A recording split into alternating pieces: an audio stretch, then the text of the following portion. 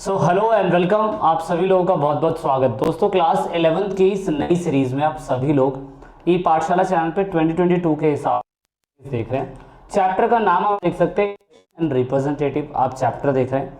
पहले ये चैप्टर कभी थर्ड चैप्टर हुआ करता था, बट अब इस चैप्टर का नंबर सेकंड हो चुका है, क्योंकि आपको पता होगा कि नए सिलेबस के according second chapter is not right now in this syllabus.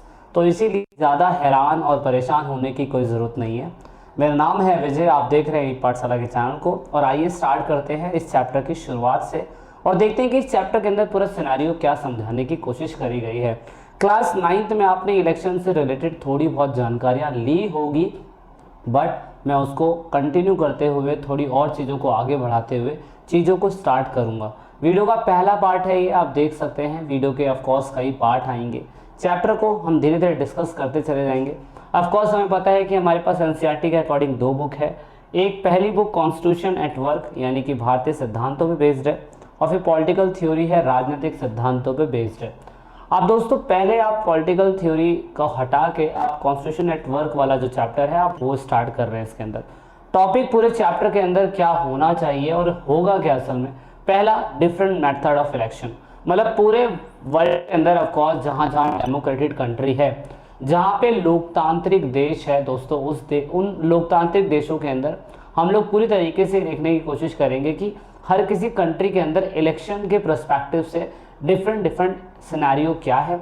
Election अगर होता है उस देश में तो किस तरीके से इलेक्शन होता है, हमें ये जानने की ज़रूरत भी होगी। तो आइए स्टार्ट करते हैं।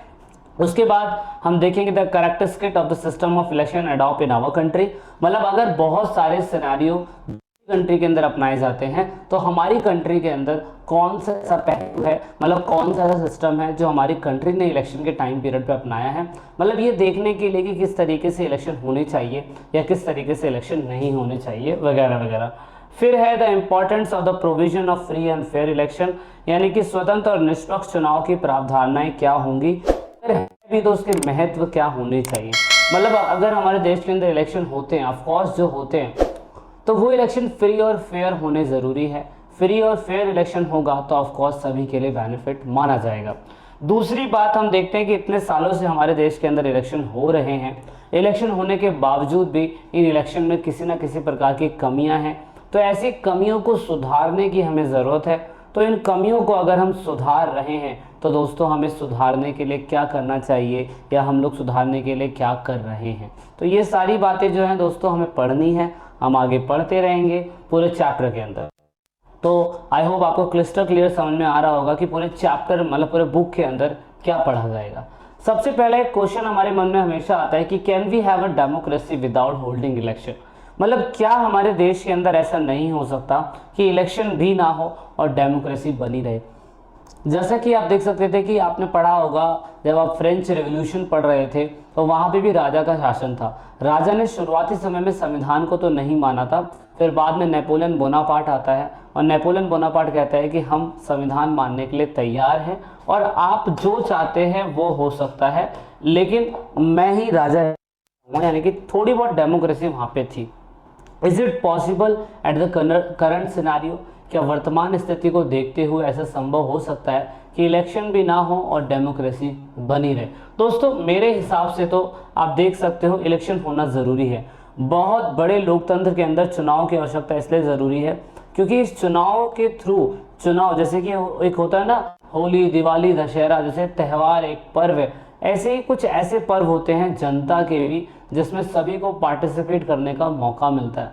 तो यहाँ पे अगर आप देखें तो ये जो जनता का जो क्या कहते हैं त्यौहार है, जैसे हम इलेक्शन बोलते हैं, उस 5 साल के अंदर सारी जनता पार्टिसिपेट करती है। और डेमोक्रेसी के अंदर अगर इलेक्शन नहीं होता है तो आप देखेंगे कि हम हर किसी को मौका भी नहीं दे पाएंगे।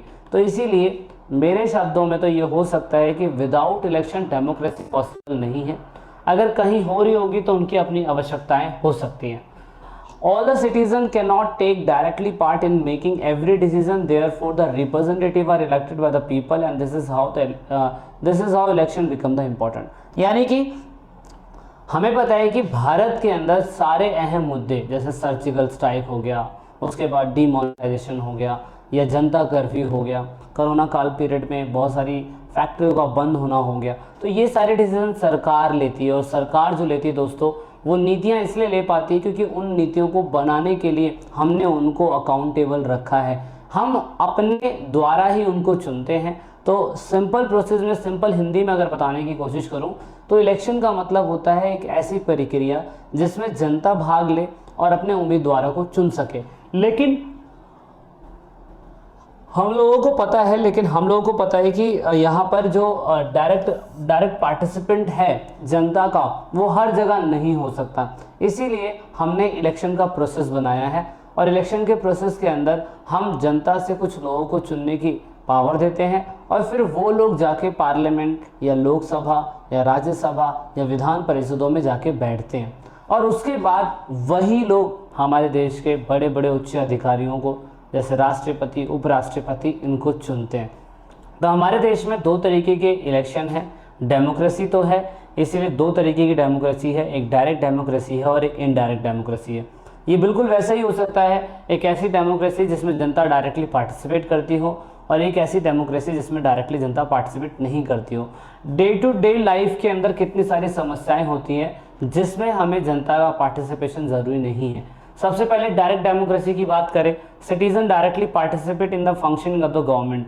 नागरिक सीधे तरीके से सरकार के काम काजों में भाग लेता है, जैसे gram sabha in India are closer to the direct democracy. मतलब अगर हम डे टू डे लाइफ की बात करें तो डायरेक्ट डेमोक्रेसी के अंदर आप देखते हैं कि हम अपने जनता जो है अपने उम्मीदवारों को चुनने की परमिशन करती है, तो वो डायरेक्ट डेमोक्रेसी, जैसे गाँव के अंदर ग्राम सभा के इलेक्शन, दिल्ली जैसे इलाकों के अंदर म्यूनसिपैलिटी के इलेक्शन वगैरह वगैरह।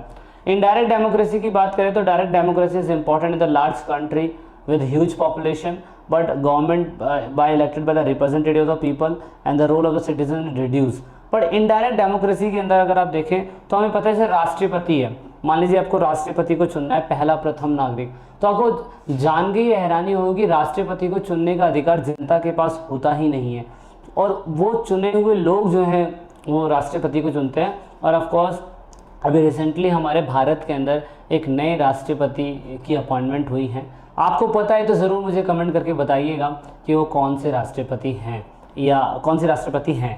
तो जो भी है, तो मतलब मेन बात है कि इनडायरेक्ट डेमोक्रेसी के अंदर आप देख सकते हैं जनता पार्टिसिपेट नहीं करती है, डायरेक्ट डेमोक्रेसी के अंदर जनता पार्टिसिपेट करती है। आसान और सिंपल सरल भाषा में बताने की कोशिश करूं तो डायरेक्ट डेमोक्रेसी जिसमें जनता अपने उम्मीदवारों को चुन सकती है।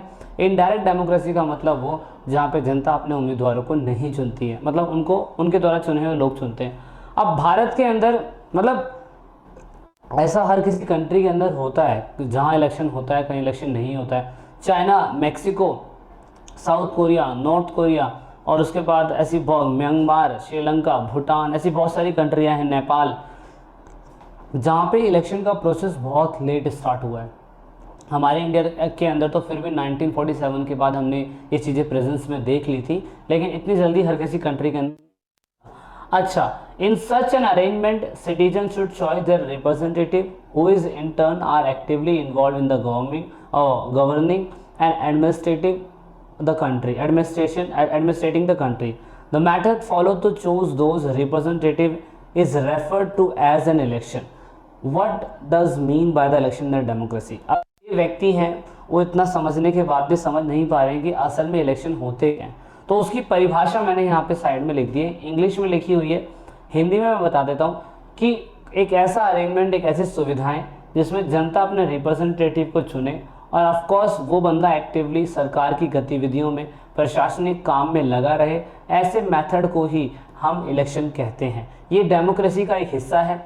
इस इलेक्शन के अंदर मैं आपको बता दूं पूरे के पूरे रूल्स एंड रेगुलेशंस लिखे हुए हैं, किसका क्या काम होगा, कौन कैसे इलेक्ट होगा, किसको कैसे हटाया जाएगा, क्या अपॉइंटमेंट होगी, किस डेट पे पोल होगा, कब इलेक्शन होगा, क्या प्रोसेस होगा, everything has mentioned in Indian constitution book. सभी के अधिकार के बारे में बहुत अच्छी तरीके से बताया हुआ है, और कौन मत देने के योग्य होगा, कौन चुनाव लड़ेगा, कौन चुनाव की देखरेख करेगा, कौन मतदाता अपने प्रतिनिधित्व कैसे चुनेगा, मतगणना कैसे होगी, प्रतिनिधियों का चुनाव कैसा होगा, ये सारी बातें दोस्तों इंडियन कॉन्स्टिट्यूशन के अंदर मेंशन है। इन नियमों को संविधान में लिखने की क्या ज़रूरत है, इन्हें संसद क्यों नहीं तय करती, क्या ऐसा नहीं हो सकता कि ये नियम चुनाव से पहले सभी दल मिलकर तय कर सके। ऐसे बहुत सारे क्वेश्चन क्लास 11th के बच्चों के दिमाग में हैं कि ऐसा क्यों नहीं हो सकता। तो दोस्तों जैसे जैसे चैप्टर की गहराई में आप समझते चले जाएंगे, जैसे जैसे आप चैप्टर की गहराई में उतरते चले जाएंगे, उतना डीपली आपको समझ में आता चला जाएगा। तो इतना फोकस करते रहिएगा। एक बच्चा पूछता है कि संविधान लिखने की ज़रूरत क्यों है। ऑफ कोर्स ज़रूरत है, इसके बिना देश नहीं चला जा सकता। इन्हें संसद क्यों नहीं तय करती कि कौन वोट डालेगा कौन वोट नहीं डालेगा। ऑफ कोर्स संसद ही तय करती है। क्यों ऐसा नहीं हो सकता कि ये नियम चुनाव लड़ने से पहले सभी दल तय कर ले। दल अगर तय करने लग जाएंगे तो दोस्तों बारे में अच्छी चीज़ें करेंगे। इसको इलेक्शन करवाने के लिए एक अलग से इलेक्शन कमीशन होता है जो इलेक्शन करवाता है, तो वो चीज़ ज़रूर याद रखिएगा। अब भारत के अंदर वैसे तो पूरी कंट्री के अंदर 2 टाइप के मेथड देखने को मिलते हैं। इंडिया के अंदर मेन 2 टाइप के मेथड हमें देखने को मिलते हैं, और दूसरी कंट्री के अंदर भी इलेक्शन होते हैं। लेकिन हम दूसरी कंट्री का एग्जाम्पल भी पढ़ेंगे, डीपली पढ़ेंगे। लेकिन पहले हम समझते हैं कि इंडिया जो है किस पद्धति का, कौन से मेथड का अनुसरण करता है। अनुसरण करने का मतलब कौन सी सिस्टम को फॉलो करता है। Number 1 first passed policy, first pass the post, यानी कि जो सबसे आगे वही जीतेगा। और दूसरा प्रोपोर्शनल रिप्रेजेंटेटिव। याद रखिएगा, अभी से बता देता हूं मैं आप सभी लोगों को, ये दिमाग में ज़रूर रखिएगा कि ये वाला पार्ट सबसे टफ है। प्रोपोर्शनल रिप्रेजेंटेटिव सबसे टफ पार्ट है। याद रखिएगा, भारत के अंदर क्योंकि जनसंख्या बहुत सारी है, इसी वजह से हमने FPTP सिस्टम अपनाया हुआ है, जैसे आसान भाषा में हम first past the post system कहते हैं। याद रखिएगा, first past the post system. Bharat की लोकतंत्र चुनाव प्रणाली के अकॉर्डिंग भारत में चुनाव करने के तरीकों में सबसे इंपॉर्टेंट तरीका FPTP सिस्टम है। ये ज़रूर याद रखिएगा, क्योंकि बड़ी जनसंख्या होने के कारण हमने ये सिस्टम अपनाया है। और कहीं कहीं प्रोपोर्शनल रिप्रेजेंटेटिव सिस्टम भी है, उसमें हम आगे चल के बात करें। अब फर्स्ट पास द पोस्ट का सिस्टम का मतलब होता है कैंडिडेट बहुत सारे खड़े हुए हैं, बहुत सारे कैंडिडेट इलेक्शन में खड़े हुए हैं। Candidate A, candidate B, candidate C, D, E, F, G सारे कैंडिडेट हैं। लेकिन जो कैंडिडेट सबसे पहले वो रस्सी तोड़कर पहुंच जाता है, जो रनिंग की रस्सी है, तो ऑफ कोर्स वही विजेता कहलाएगा। तो दोस्तों इसे ही हमने first pass the post system कहा है। इसमें उम्मीदवार को जिसको सबसे ज़्यादा बहुमत मिल जाएगा वही विजेता कहलाएगा। Lok Sabha, state legislature, local body, इन सभी जगहों पर FPTP सिस्टम लागू होता है, और इस पर फोकस करेंगे हम और ज़्यादा डीपली अगली वीडियो में। अब इसका मेन फोकस ये होता है कि ये बहुत ईजी टू अंडरस्टैंड है। ज़्यादातर वोटर्स को इंटरेस्ट आता है इस चीज़ में। हमारे देश के अंदर इलेक्शन का जो सिस्टम है, कॉन्स्टिट्यूशनल इलेक्शन, वो ऐसे ही होता है। ये सभी के लिए बहुत आसान है। और याद रखिएगा, वोटर्स के साथ इसमें कैंडिडेट को कोई भेदभाव इनके साथ नहीं होता है, उनके गुणों को ध्यान दिया जाता है, और ये पूरी तरीके से सस्टेनेबल गवर्नमेंट की तरफ फोकस करने की कोशिश करता है।